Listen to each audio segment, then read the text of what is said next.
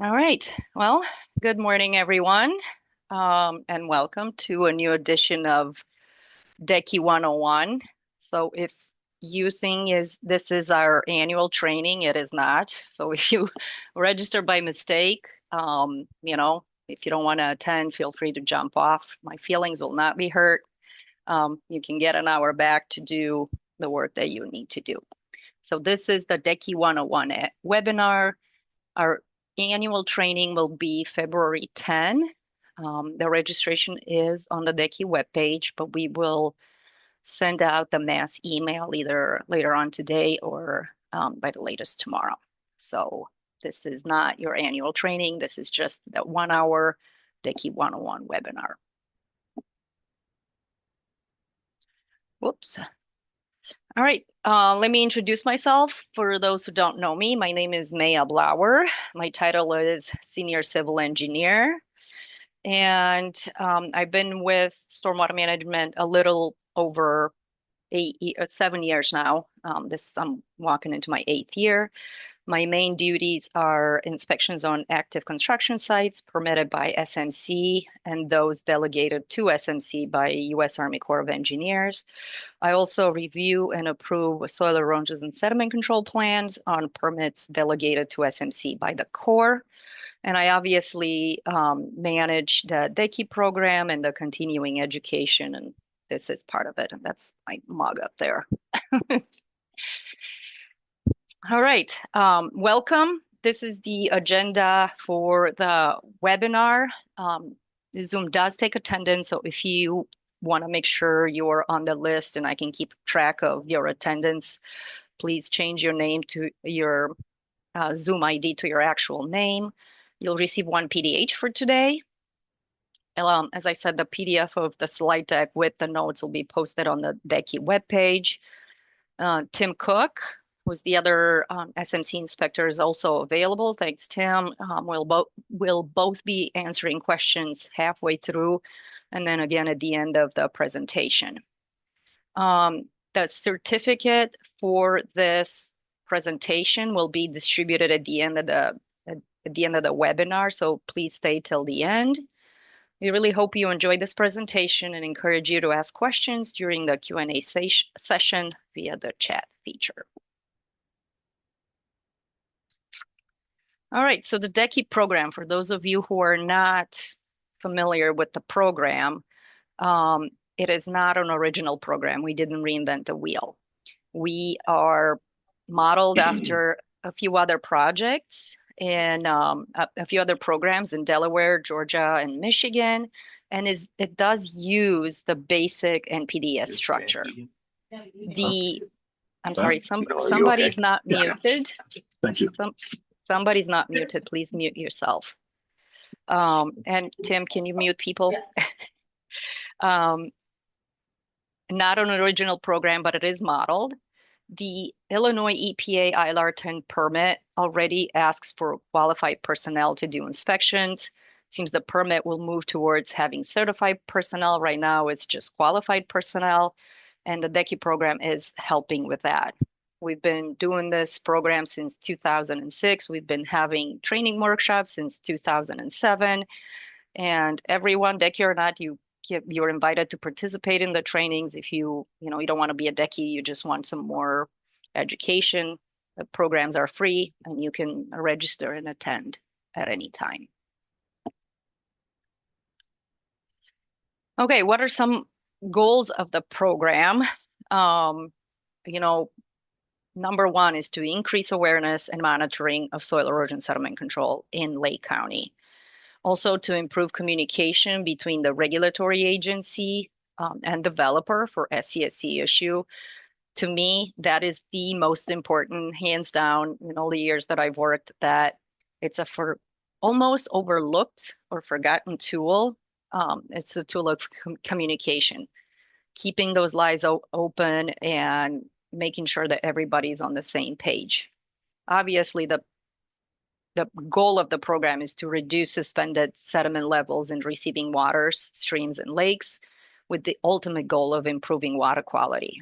But also, educating people in erosion and sediment control, which helps provide eyes, boots, and experience on the ground. DECI is also a liaison to the applicant and can translate regulatory requirements. If a DECI says, no, you really got to repair that because you're having discharge off site. And it's like, well, I don't want to do that. Well, you have to because that's the law.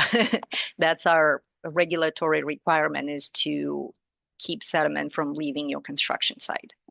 And ultimately, goal of the program is to keep water quality high for the benefit of all. We all enjoy nice streams, clean water. So this is part of helping with that. One of the questions I have gotten in the past was, well, what's the benefit to me of becoming a DECI? Well, if you work in Lake County, the Watershed Development Ordinance requires certain types of project to have a designated erosion control inspector doing those inspections. So if your company does work in Lake County, it's beneficial to have an in-house DECI to cover this requirement. Alternatively, you can pick a DECI from the list that the county keeps, and that's available on the DECI webpage. Also, if you plan on doing work in other counties, the field experience required for a DECI is 2 years, and it's beneficial to show that SCSE knowledge in other counties that you may be working in. And also, acquiring the DECI status is also useful if one plans to have a career in construction and in soil erosion and sediment control in any part of the country.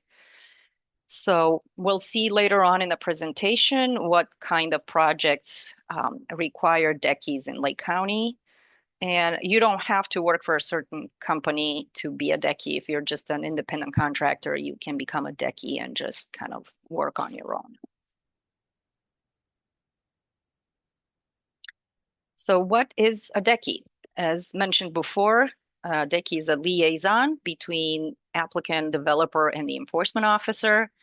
Trained and qualified soil erosion and sediment control inspector, and it can be employed by the applicant, but not by the permitting agency. So a village that's permitting a construction site won't provide a DECI for you. It's the applicant on the permit that's providing the DECI.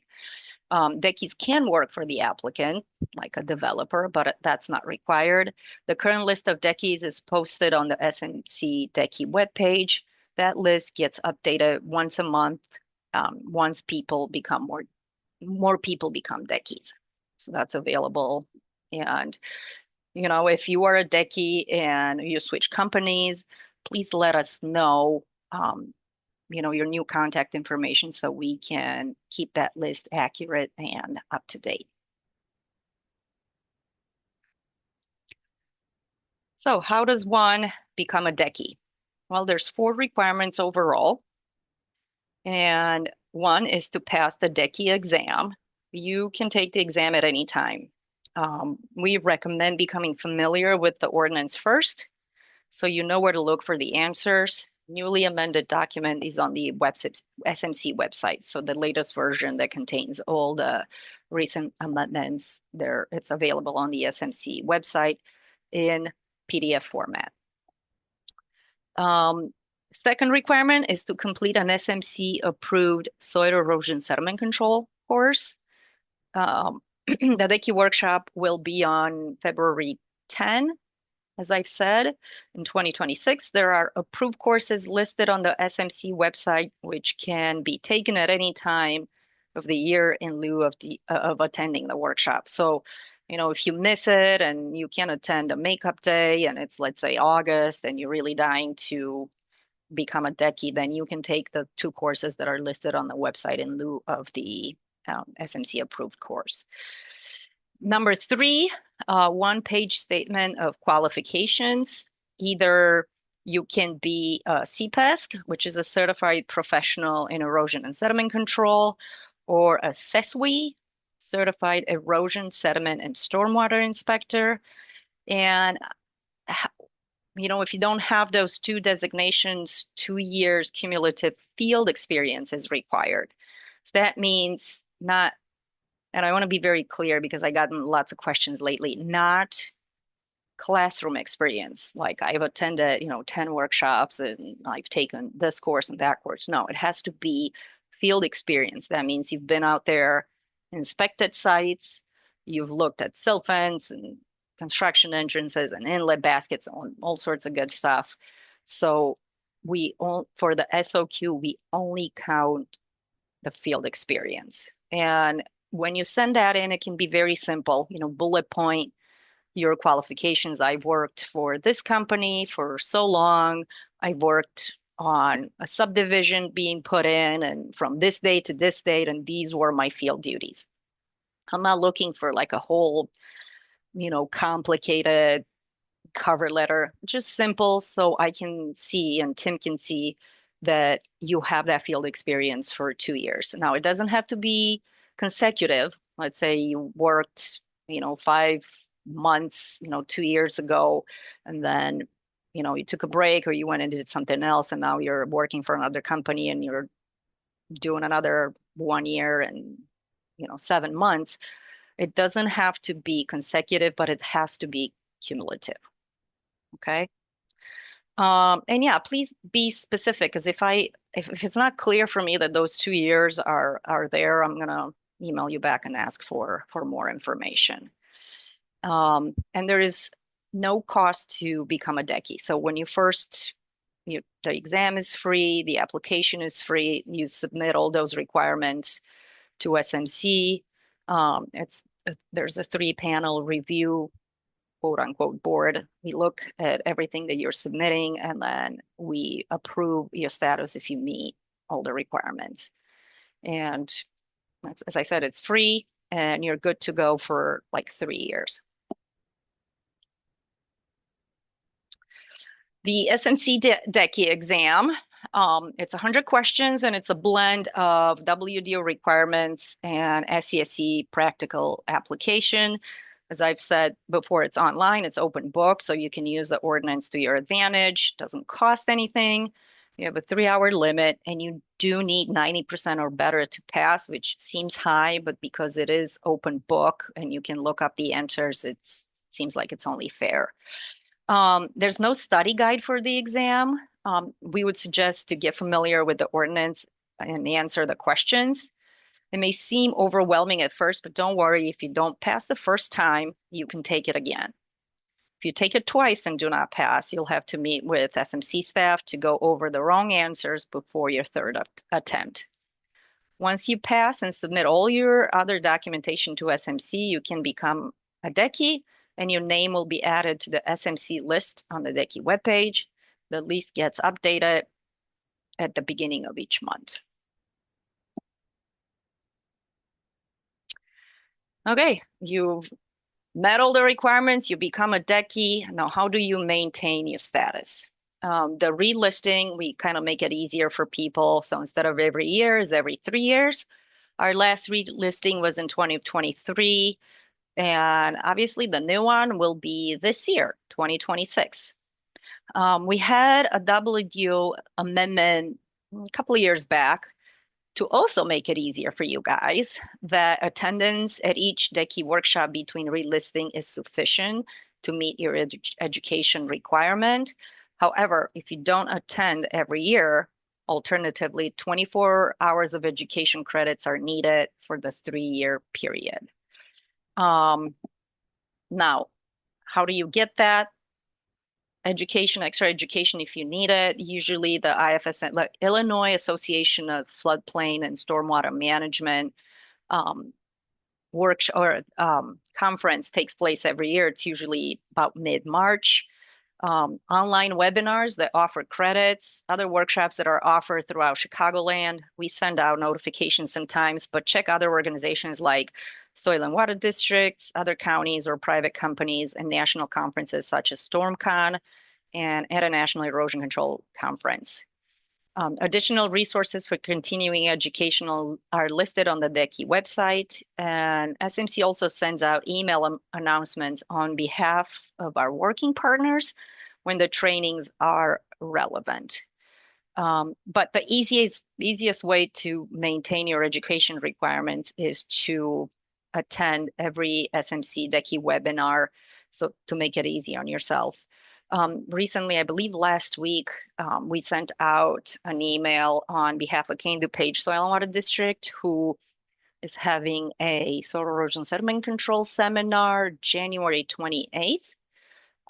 If you didn't receive the message, you can just feel free to get on their webpage and take a look at the agenda and see if that's something that would be useful for you. Now, this year we are going through the relisting.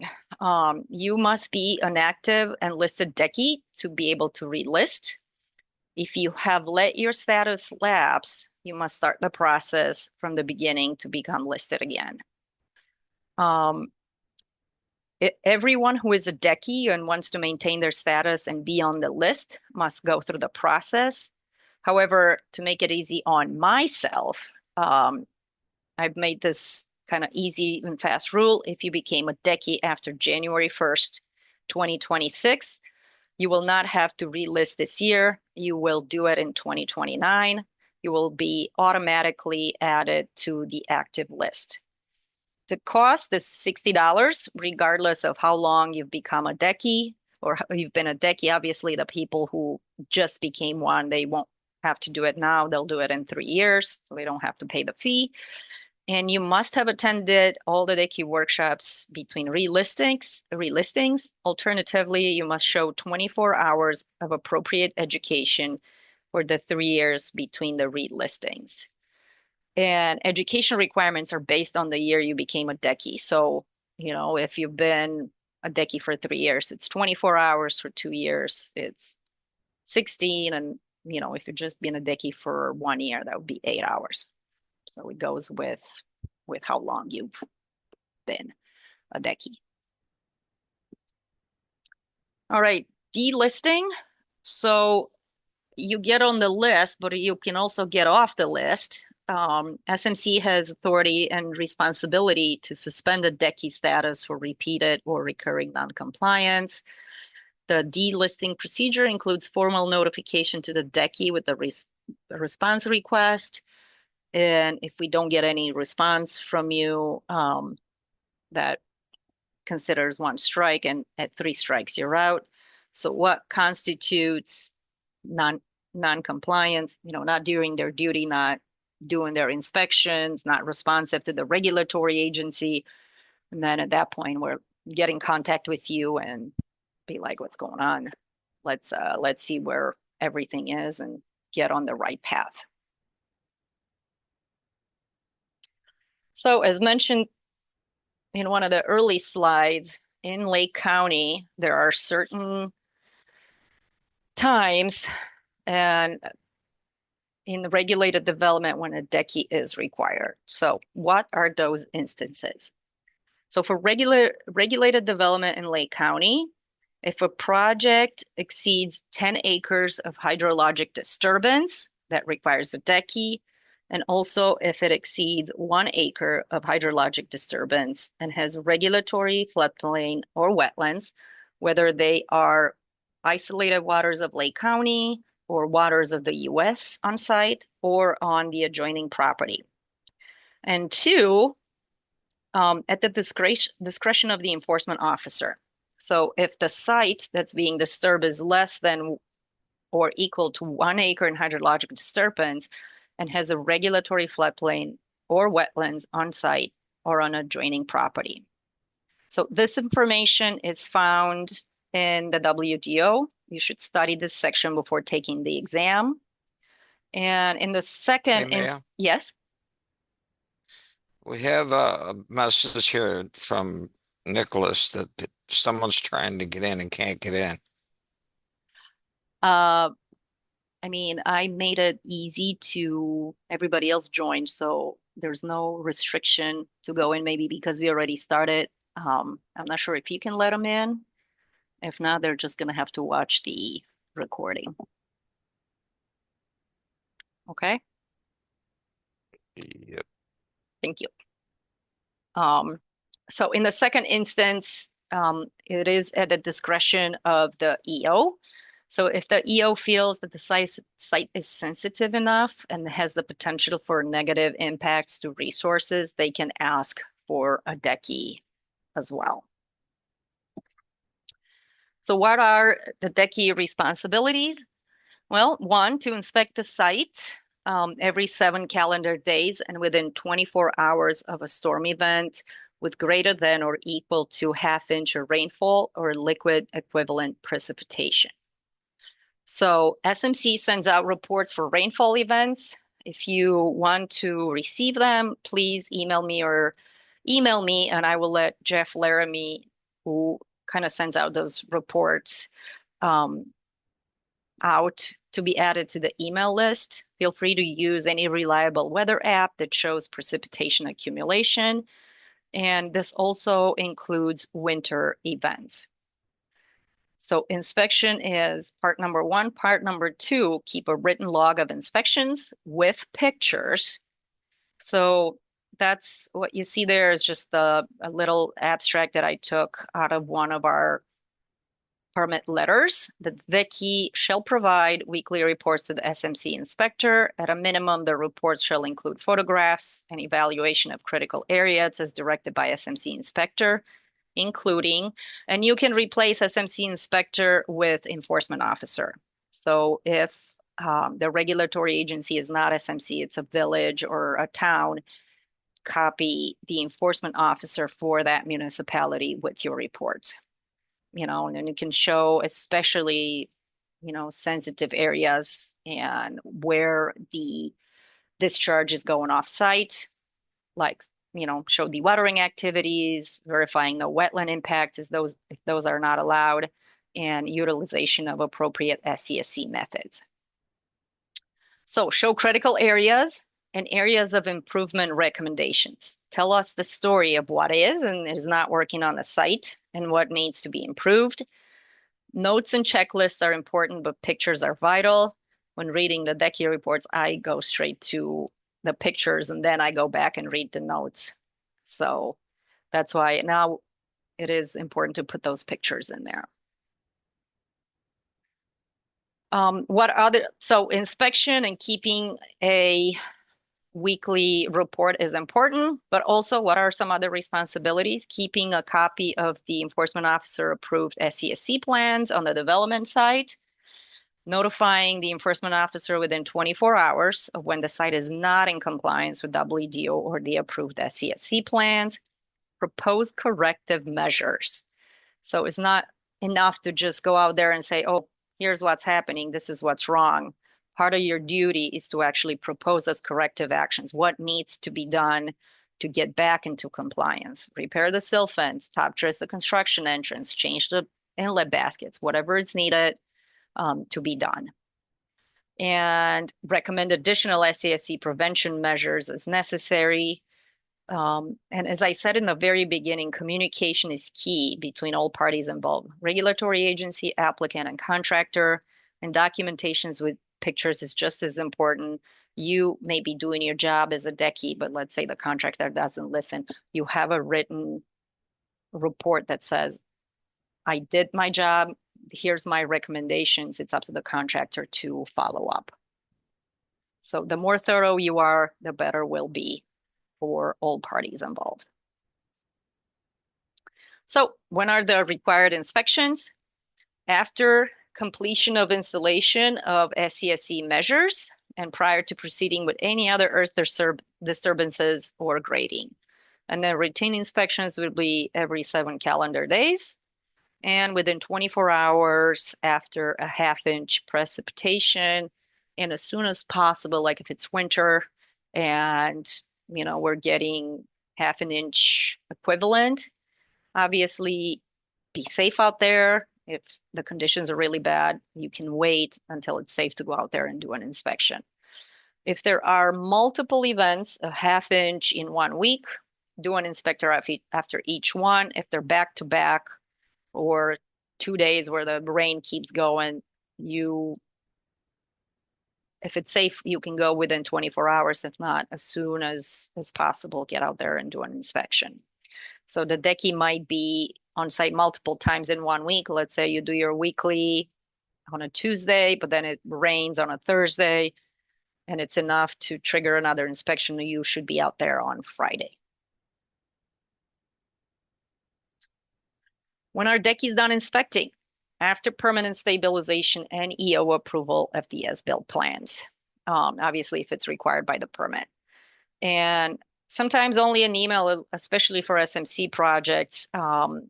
If we get an email from the design engineer saying that the project has been built per plan, that's sufficient.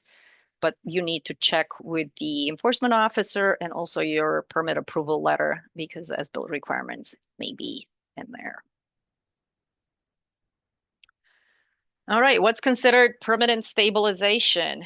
70% aerial coverage of vegetation, of which at least 50% must be the desired species.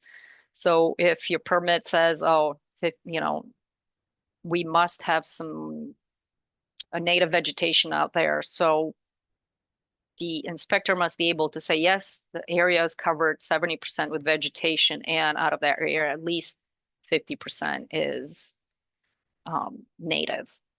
And our previous requirement was 90% vegetation coverage for permanent stabilization, but now we're in line with the IPA requirement of 70%. No erosion, sedimentation, or unstabilized areas. This includes stockpiles if left for prolonged periods of time. So, you finished your project, but you have that stockpile in the back and be like, well, we're not going to touch that. That needs to also be stabilized in order for the permit to meet the permanent stabilization requirement and for the permit to be closed. Also, before the permit can be closed, all temporary SCSC measures need to be removed, but that's after the permanent site stabilization. That includes, we see so many sites that are stabilized, but the silt fence is still left there or the perforated riser is still there. So, those need to be removed before the site can be closed. You need to coordinate with the regulatory agency for permit closeout when the requirements are met. So, that again, that line of communication needs to stay open to make sure that whatever punch line items are there, they're all taken care of before the permit can be closed.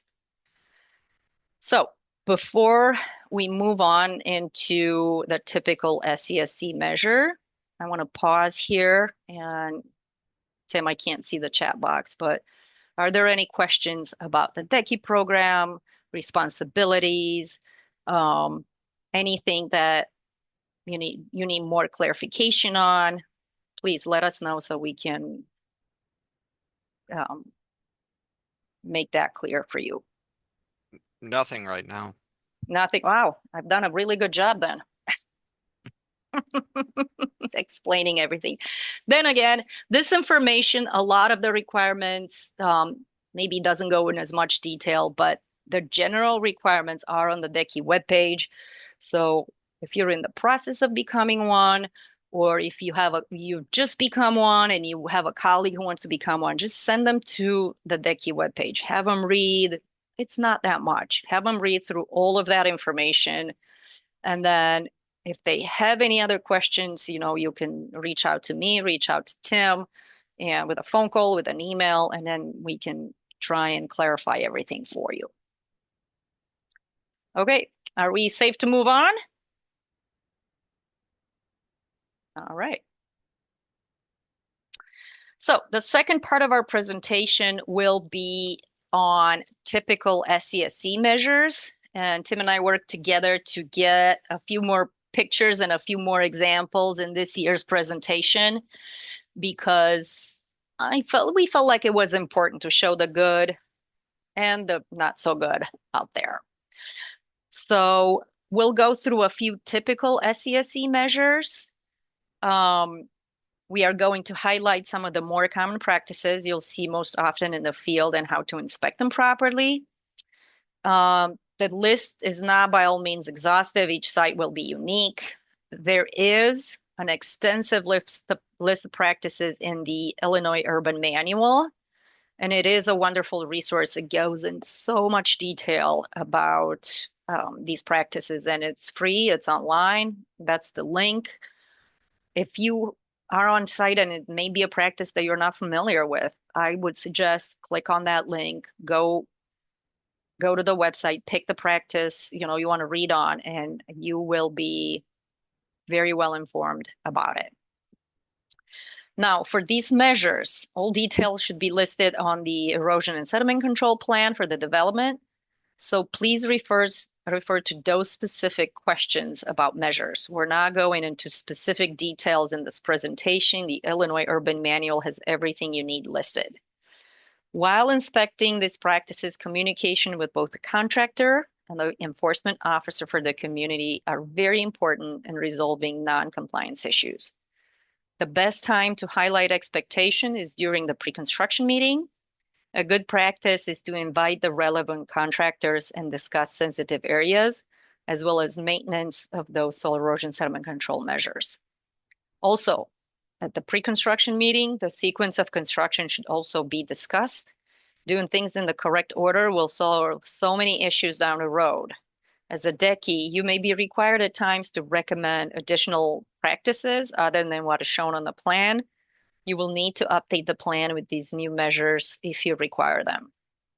Please use all the resources at your disposal to resolve field problem, including SMC staff. We are always available to answer questions. There's no such thing as a silly question. If it's something that you're unsure of, just reach out to me and Tim, and we can help out. All practices that are shown in the rest of this presentation work in conjunction with each other. Not one practice will solve all of your problems. It's better to prevent soil from eroding in the first place than deal with sedimentation issues later. Look at the big picture first and determine where practices are most likely to fail. Even the best design plan will not prevent all erosion and sedimentation issues from happening. Use your resources to try different measure if what's designed is not working properly. Try to have disturbed areas stabilized as soon as possible. It will solve many of your issues and problems. So the first measure we're going to get into, it's the stabilized construction entrance. Obviously, this is used at entrance and exit points for the construction area as a means of minimizing track out onto the local roads. Please check the details page for the required length and thickness of stone. Please make sure contractor uses filter fabric under the stone, otherwise the stone may sink. A minimum of 3-inch rock should be used. Anything smaller will not function properly. It'll end up in the road. It may actually become a hazard for cars traveling, kicking up stones, hitting somebody's windshield. Check out that the proper length has been installed. It may be on the plan, but the contractor may decide to just make it shorter because it's convenient for them. Check that the filter fabric has been installed underneath. If they haven't, it's going to be too late, and then you're going to end up using a lot more stone than you would want to. Throughout the construction process, new and cleaner rock may need to be added, especially if there's a lot of precipitation during the construction process. So what you're looking at here, this is an alternative construction measure called FOD. It is proprietary and it must be purchased, but it works well. I think this is on one of, and Tim, you can correct me if I'm wrong, this is on one of your projects, correct?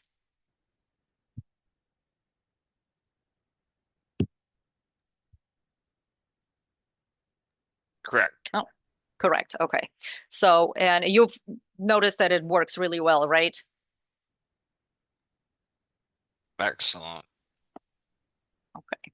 So, I mean, if you don't want to add stone, I think once you purchase this, you can reuse it and keep it. Don't ask me the price. I don't know what it is. But if you're really interested, you can Google FODS, FODS, and you can look into it and the cost and see if that's something that you may be interested in.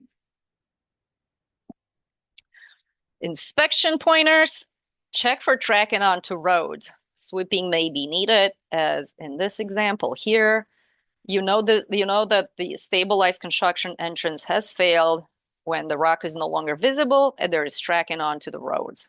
So in this case, depending on what other roads are connected to the project, you may need to go in there and have either sweeping or have the crew use a skid steer to clean out the, the soil on the road. Moving on to silt fence. Silt fence is used as perimeter barrier around the development and on the downslope of the disturbance. SMC has a silt fence detail on its website under checklist and design guidance. You can print it or save it and use it for your reference. The Illinois Urban Manual is another source.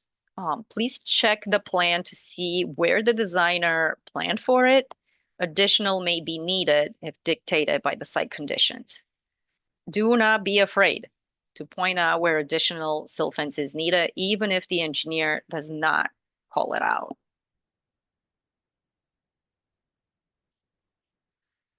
Some of the inspection pointers for silt fence, making sure that the silt fence is AASHTO certified, and you can check the shipping details from the manufacturer. However, most often the silt fence will already be installed by the time you inspect it. Most often the fabric will not meet certification. May still work, but not to the best standards. Check stake spacing. It should not exceed 5 feet apart. Additional staking may be needed. Ask for additional stakes to be installed if needed. So in the picture, so this was one of my pictures from one of the projects I was inspecting, and as soon as I got on site, I saw that the stakes were too far apart. So I did ask for additional stakes to be put in to make sure that they meet that 5 foot apart requirement. Also, check that the fabric is buried, which from the picture to the upper left, it looks like it is buried. That the silt fence is trenched in. You can do the pull test, which I did, and pull up the fabric. You should not be able to pull it from the soil, which I was able to. And you can, I could stick my foot under the fabric. So that means even though it was covered with soil, it wasn't compacted. Ask for it to be trenched and compacted if the contractor has not done so already. Check to see if ends are wrapped properly as to no gap. So you don't have a gap in between the stakes. Stakes should be wrapped around each other. Throughout the construction process, the silt fence may get knocked down. Ask for repairs to be made.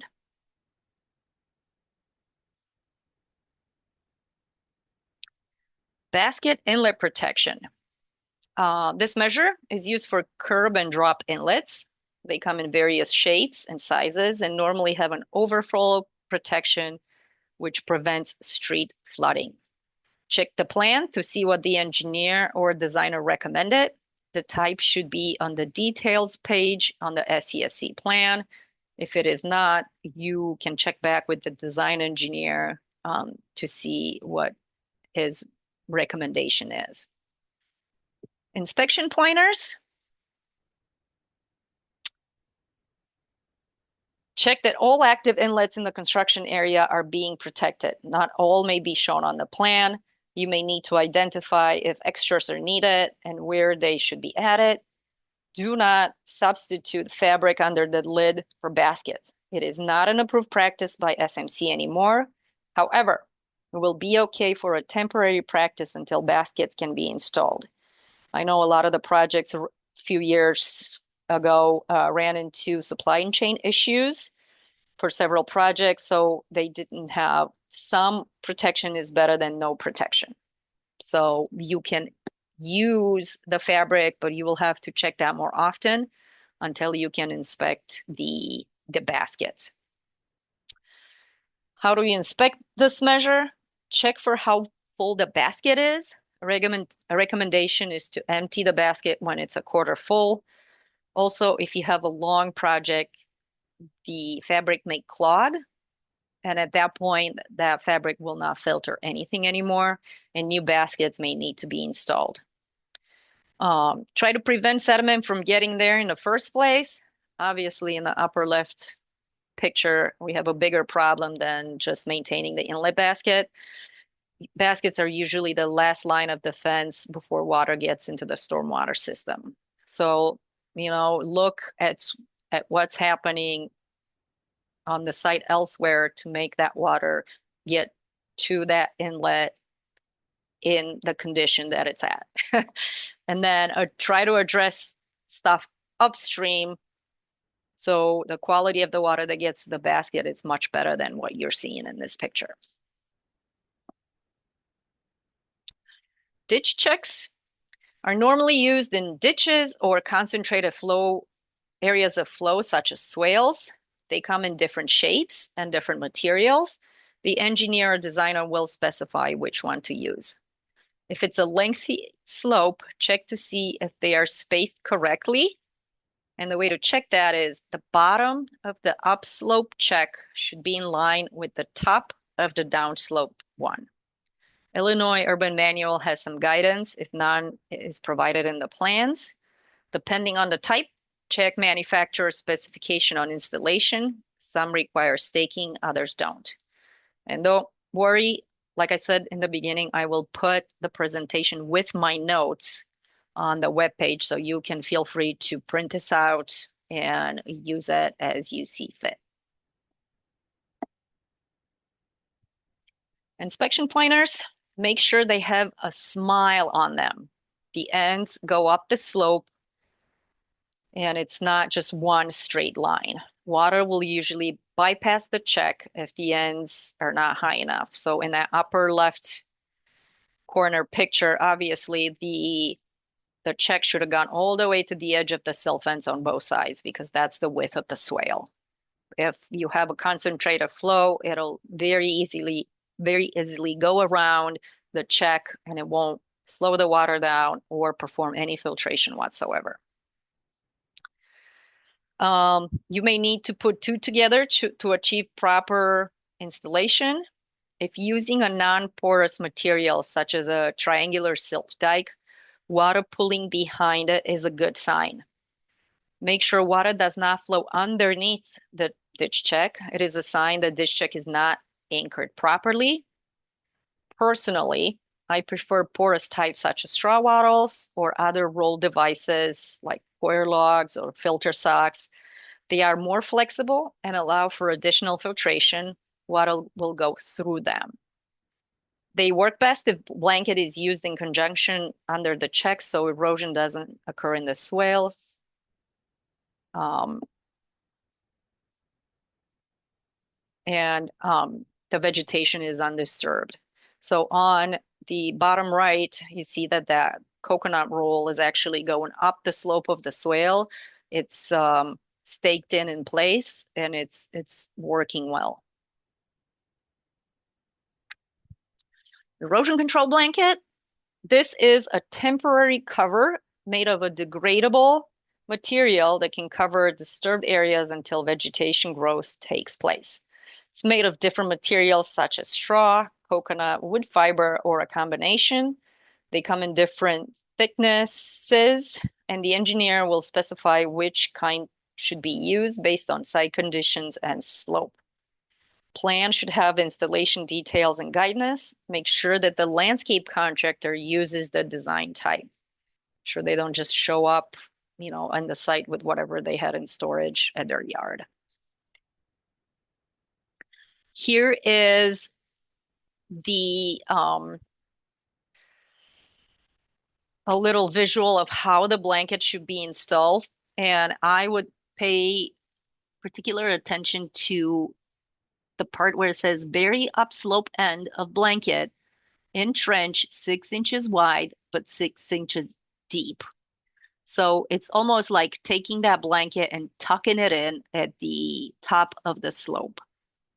You need to check the details for overlapping and keying. And at the top, talk to the installing contractor to make sure this is done properly and enough staples are put in.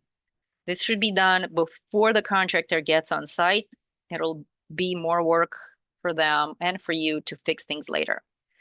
The details in the Illinois Urban Manual show staple staking and depth, which are not pictured here. So Tim will like this one. This is an example of a well keyed in blanket. You can see that it was tucked in. And this makes a huge difference because if you don't, especially if you're on a slope, if it rains or we have high winds, it'll peel off right off. And I've seen it more times than I want to when it just peels off. And 4 inches should be good. Also, the other issue that we see with erosion control blanket is tenting, where the blanket does not have full contact with the soil. It usually happens because the grade is not well prepared. Sticks, stones, and other materials make the blanket tent up and not make contact with the ground. Here's an example of what happens if you don't key it in. Peeling is probably the most common. Normally happens after installation if not enough staples were used. The blanket was not properly keyed in and not properly overlapped. You need to have the contractor address those areas. That's why I'm saying if you do it in the beginning, they don't have to come back out and reinstall it properly, not to mention that whatever seed was used, it might have been blown by wind or eaten by birds. So it's better to get it done right in the beginning. Dewatering, my most and least favorite measure. Site dewatering is one of the most problematic and critical issues that show up on construction site. It has the potential for sediment-laden water discharge off-site and therefore non-compliance. A dewatering bag alone will not usually get the job done. It's a combination of measures that will work. We highly recommend getting polymers as part of your dewatering setup. If you are a designer, including this as part of the bid would be essential and save a lot of money in the long run if dewatering will become a major issue during construction. Talk to the contractor at the beginning of the project and ask what kind of dewatering setup they have and discuss alternatives to ensure compliance. This detail that you see here is put together by SMC and it's available on the website under checklists and design guidance. So inspection pointers. Check water quality before it goes into the dewatering and how it comes out to evaluate if filtration is working. You may have to scale up if water quality appears the same. Details on plans are usually minimal. It may be up to the DECI and the contractor to put a good dewatering system together. Flog hogs and similar setups also work well due to polymer usage. So in one of my projects here, dewatering was becoming an issue. So they use a combination of measures. They use one of these tanks that you see the water was being pumped in, and in the tank, you see a system of kind of baffles of jute mesh, and that white substance on top is the polymer. So the water is going through the many setups of jute mesh with polymer, and then it actually is going into a sediment bag that has more jute mesh, that has more polymers, and then it's going through the siphons, through additional straw wattles before it leaves the site, and the water is clear. So this is pretty intense. Again, it depends on the water quality that goes in. Polymers work fantastic if you have a lot of colloidal clays. Um, Turbulence and mixing is very, very important. Polymers only work if they have enough mixing time for the polymers to attach the colloidal clays and make them drop out of suspension. So slowing the process down, slowing the dewatering down will help you. Again, if it's mostly sand, you probably a sediment bag will just do. But again, it depends on the site conditions, and also to get the right polymers, a soil test will be needed to make sure that it'll work with what you have on site. Perforated riser. So the detail that's on the website is not correct. I worked on this one and I'm working with communications to get it updated and get it on the website. But in the meantime, I want you guys to have the correct detail. Perforator riser are used in detention basins, outlets for flow off site. Last line of defense. It's the last line of defense in a treatment train for projects involving a detention basin. You can find the detail on SMC website, but I would say, keep this one and use this one um, until we can have it updated and um, have it done correctly because it says non-woven filter when it should be woven monofilament. And also I added an extra note about where the top of the riser should be. Inspection pointers, make sure that the pipe is mortared in place. So you can see from this picture that it is. Ensure there are enough holes in the standpipe. Many times there are too few, now allowing water to pass through. This one has quite a few holes. Ensure there is appropriate filter fabric installed, non-woven filter fabric, otherwise water will not flow out. Use chicken wire to hold the fabric in place. Duct tape is not appropriate. Ensure that there is a trash rack in place. This one does not have a trash rack. If there's a lot of sediment in the detention basin and the fabric may clog up over time and may need to be replaced, don't forget to remove it once the site is permanently stabilized and the EO gives you the go-ahead. This measure has failed if the fabric is clogged or missing. Sometimes the contractor wants to remove this measure early, but it should remain in place until permanent stabilization is achieved. That means 70% vegetation coverage. And finally, permanent stabilization. A site is considered permanently stabilized when the vegetation coverage has reached 70%. Check plans for seed mix to see if a combination of annual and native plants are called for. Talk to the contractor to ensure the proper seed mix is put in. Some of the inspection pointers for this measure. The way to check permanent stabilization status is that if you would throw a hula hoop circle anywhere on the site, the vegetation inside would cover 70% of the circle. Native vegetation may take a while to establish. Vegetation needs to be evenly established without bare patches. If there are any remaining stockpiles on site, those will have to be permanently stabilized as well prior to closing the permit. If you have any doubts about when a site is considered permanently stabilized, you can check with the enforcement officer, set up a field meeting and, see if everything checks out. So those are the measures. And I want to touch a little bit on the DECI reporting requirements.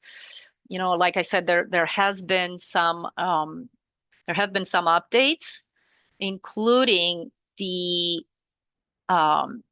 site observations with pictures, whereas before it was kind of up to the enforcement officer if pictures were included. Now that's no longer the case. You must include pictures with your report. And from my observation in the DECI reports that I'm getting, there's still not enough pictures being added.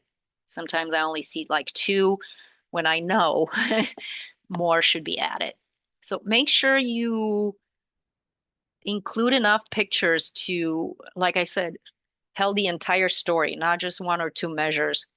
But if multiple measures are used, make sure that, all of them are included. With permission from Manhart, I used one of their inspection reports to kind of show what it looks like, where it includes a lot of details and a lot of information, who the inspector is, what community, what project, who the field contact is, where's the location, what weather conditions. And these are easy. You can make your own, or you can use the one that SMC has, whatever you want and whatever it's easier for you. But all of these details should be included. Right? There is not only a checklist, but there's also, actual observations that the inspector made. That's telling the story. Where are we at this point? We're mass grading, or we're building, or, we're putting in the detention. And these observations should be updated with each inspection you take. You can recycle them, if it's exactly the same as it was the week before, but anything that's new should be added in these observation notes. And then again, sufficient pictures. Show me everything that you're using on site. You have a detention basin, you have inlet filter protection, the stabilization is starting. There's also a turbidity curtain, because we're having a creek on the site. It is so nice, and it makes our job easier as regulatory inspectors when we know that the inspector has eyes on everything out there. Here's another example of a linear project this time. So, those are along roads or in a road right away. You deal with different conditions than mass grading on a large site. So the measures are still shown. I like the fact that the inspector put the location and station number, so I know, okay, I know where they're at. They're intersection of Miller and Holly. What am I looking at? Where are they doing work? And these are updated as the project keeps going. Also, SMC has on the DECI webpage, we have a sample field observation report. It is in Word, so if that's something you want to deal with, feel free to download it. The pictures, I think I unlocked the areas where you can put pictures in, or you can just use this. I don't have any problem you taking the information and making it your own in a way that works for you. But there's examples of all the practices that could be on a site. Not everything will apply. Just, if it doesn't apply, you can just put an A and not applicable, and then just use the sample for yourself. I wanted to touch on some useful websites. As mentioned before, Illinois Urban Manual is the premier manual for erosion and sediment control measures. It does get updated continuously. A lot of the soil and water districts have worked tirelessly with EPA and the Corps of Engineers to keep these updated and add and just put relevant information in this manual. SMC also has a page with checklists and guidance. So you can click on that, and some of the measures that I mentioned in this presentation are there. Also, the DECI webpage has a lot of the information about how to become a DECI, what the requirements are. Also on there, anytime that there's any sort of training, I have our communications department post it. So even though I haven't sent out the February 10 training, it is available on there. Like I said, it'll be sent out either today or tomorrow. But if you want to jump the gun, you can just hop on the webpage and register from there. Use these resources to learn more about SCSC measures. Also, SMC staff, myself and Tim Cook are also great resources if you have questions. We are done with the presentation, but please stay for the question and answer session. And if you have any questions after or you want to reach out to me, here is my email address. And for your PDF certificate, if you would use your phone to scan that QR code, there is a survey. It's not very long, 6 or 7 questions. And then at the very, very end is your certificate. So if you're on your phone, if you just click on the image and hold it down, you can either download it to your phone or email it to yourself, and then you'll have, the certificate that you attended this for whatever it is that you needed. I would really appreciate getting, some feedback because, I've been doing this for a few years and, I get kind of in my head. So if there's anything you want to see different, if you want anything added, please let me know. And I will do my best. We will do our best to incorporate those, the feedback into this presentation. So having said that, I'm going to take a break from talking and if you want to unmute yourself and answer questions, great. Ask questions, great. If you want to just put them in the chat, both Tim and I can answer.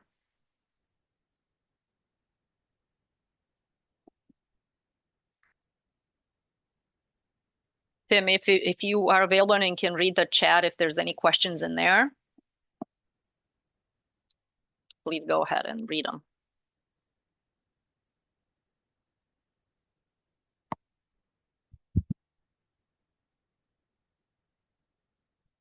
Nothing? Man, I might have done an incredible job. Let me see the check. Um, so as I said, I will put these slides up um, on the DECI webpage, and I will put them in a notes format. So, you can have not only the links, but also all the notes that I put into them that I read a lot of it this morning. So it'll be on there. Um, and then you can download it and keep it on your computer. Who determines / inspects the 50% desired species requirement to close out the permit? Can be problematic with native establishment. Absolutely. So, you know, coordinate with your enforcement officer. If it's SMC, that might be us. If it's a village, it's them.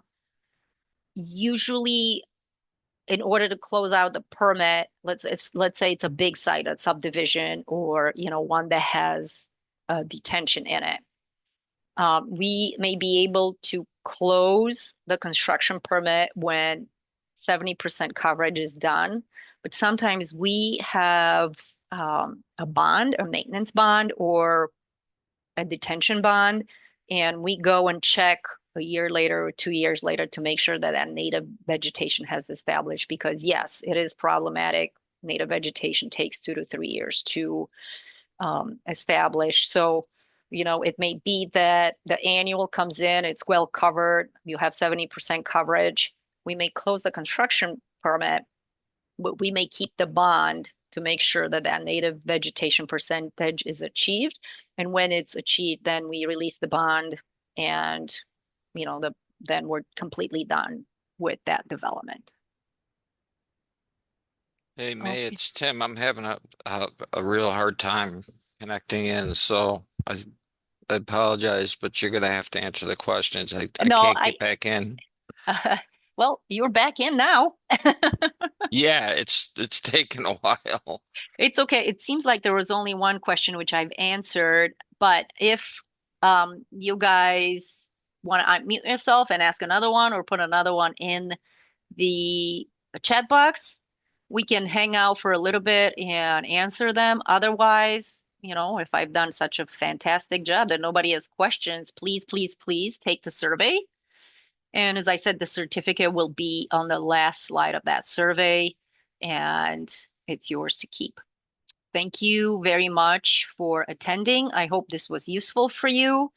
And please give me some feedback so we can improve on this presentation. I will stop the recording now, but I will remain online to answer any late questions you may have.